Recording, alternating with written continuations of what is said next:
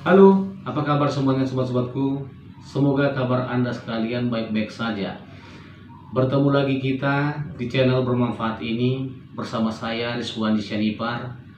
Di kesempatan waktu yang senggang ini saya memilih topik yang menarik buat Anda ketahui dan pahami secara bersama. Tentunya setelah menonton video ini sampai habis. Adapun pembahasan yang menarik buat saya sampaikan buat Anda sekalian adalah mengenai orang yang sudah dijatuhi hukuman pidana atau orang yang sudah dijatuhi hukuman penjara, apakah dapat digugat lagi secara hukum perdata di pengadilan? Nah, untuk lebih jelasnya Anda pahami, yuk simak video ini sampai habis dan jangan lupa untuk mengklik like dan subscribe-nya buat teman-teman yang baru berkunjung di channel bermanfaat ini. Let's go!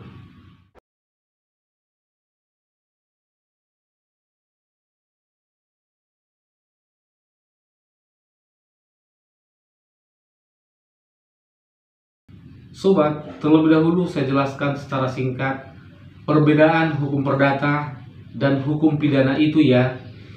Berikut saya akan memberikan contoh-contohnya agar mendapatkan suatu gambaran yang terang terkait topik yang akan kita bahas ini. Baiklah, hukum pidana adalah merupakan rangkaian hukum tertulis di mana di dalamnya mengatur berbagai perbuatan yang dilarang yang memiliki sanksi tiap orang yang melanggarnya. Sanksi-sanksi di dalam hukum pidana ini adalah mulai dari hukuman denda sampai hukuman seumur hidup dan bahkan sampai hukuman pidana mati. Nah, sedangkan hukum perdata merupakan rangkaian hukum yang mengatur kepentingan perseorangan antara hubungan individu yang satu dengan individu lainnya. Sanksi dalam hukum perdata ini adalah berupa ganti rugi dan permintaan lainnya sesuai tuntutan yang diminta penggugat di dalam gugatannya berdasarkan bukti-bukti yang ada di pengadilan. Saya berikan contoh kasus atas kedua jenis hukum ini, yang mana antara hukum pidana dan hukum perdata familiar sering terjadi di tengah masyarakat, seperti perjanjian kerjasama, penyelenggaraan pesta pernikahan antara si pihak yang berpesta atau orang yang bersangkutan dengan pihak wedding organizer. Ringkas permasalahan hukum yang terjadi, ternyata pihak wedding organizer ini tidak dapat membuat event sesuai ketentuan di dalam perjanjian dan bahkan tidak muncul pada saat di hari H yang ditentukannya. Contoh kasus ini dikategorikan menjadi one prestasi secara perdata, namun bisa juga berkembang menjadi kasus penipuan dan perbuatan hukum lainnya yang merupakan kasus pidana jika tersangkanya tidak beretikat baik dalam menyikapi persoalan hukum yang terjadi. Dan contoh kasus lainnya, si A memberi pinjaman hutang kepada si B sebesar 30 juta dengan alasan merenovasi dapur rumahnya yang sudah bocor-bocor dan akan dikembalikan setelah tanah yang lainnya terjual. Seiring waktu berjalan, si A mengetahui tanahnya telah terjual, namun si B tidak kunjung membayar seluruh hutangnya. Nah, dalam kasus ini jelas melahirkan hak simultan bagi si A sebagai pihak korban untuk menggugat secara perdata dan atau mempidanakan si B sebagai pelakunya. Karena sudah terkomposisi modus penipuan yang merupakan perbuatan konkret atau disebut dalam bahasa hukumnya adalah actus reus yang mengindikasikan adanya niat batin yang buruk atau disebut mens rea. Dalam hal ini, bila si A menempuh ranah perdata, maka bertujuan untuk mendapatkan ganti rugi atas sejumlah uang yang dipinjam oleh si B. Sementara bila si A menempuh ranah pidana, maka bertujuan untuk mendidik sekaligus mendisiplinkan kembali pelakunya agar tidak mengulangi perbuatan sama kepada orang lain. Terkait mengenai dasar hukumnya adalah di pasal 1131 Kitab Undang-Undang Hukum Perdata, menerangkan segala kebendaan si berutang, baik yang bergerak maupun yang tidak bergerak, baik yang sudah ada ataupun yang baru akan ada di kemudian hari, menjadi tanggungan untuk segala perikatan perseorangan.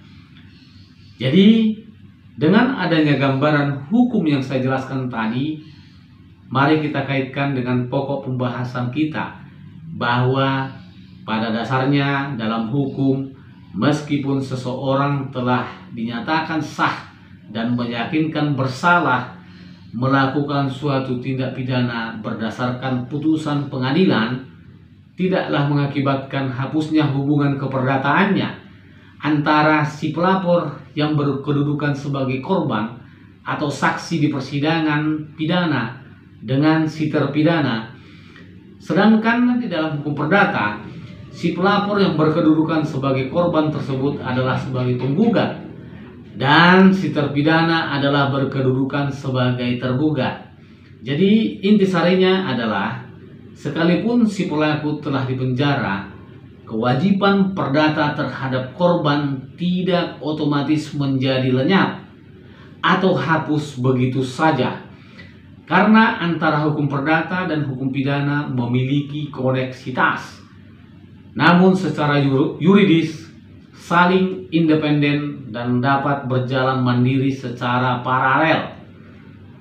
Sebab ketentuan hukum perdata dengan hukum pidana sangat berbeda, dan disinilah peranan hakim dalam menyelesaikan sengketa dengan adil, di mana hakim terbatas mengadili pada apa yang dikemukakan dan apa yang diminta para pihak untuk menghasilkan putusan hakim. Tugas hakim adalah jurisdiction contentiosa, artinya kewenangan mengadili dalam arti sebenarnya untuk memberikan suatu putusan hakim. Nah, tugas hakim dalam acara pidana adalah mencari kebenaran sesungguhnya, tidak terbatas pada apa yang dilakukan oleh terdakwa. Dalam perkara tersebut, hakim mengejar kebenaran materialnya. Sedangkan tugas hakim dalam acara perkara perdata adalah mencari kebenaran sesungguhnya dan sebatas dari apa yang dikemukakan dan dituntut oleh pihak-pihak saja. Dalam sengketa selalu terdapat lebih dari satu pihak yang berhadapan dalam perkara, yaitu penggugat dan tergugat. Penggugat adalah pihak yang dapat mengajukan gugatan yang memiliki kepentingan yang cukup, sedangkan tergugat adalah orang yang digugat oleh penggugat. Dengan sudah saya jelaskan di dalam video ini, saya mengharapkan Anda sekalian sudah dapat memahaminya. Akhir kata dari saya, yang menjadi intisari dalam pembahasan kita ini adalah bahwa seseorang yang telah dijatuhi hukuman pidana atas perbuatannya berdasarkan putusan pengadilan yang berkekuatan hukum tetap, tidak serta-merta membebaskannya dari tuntutan hukum secara perdata.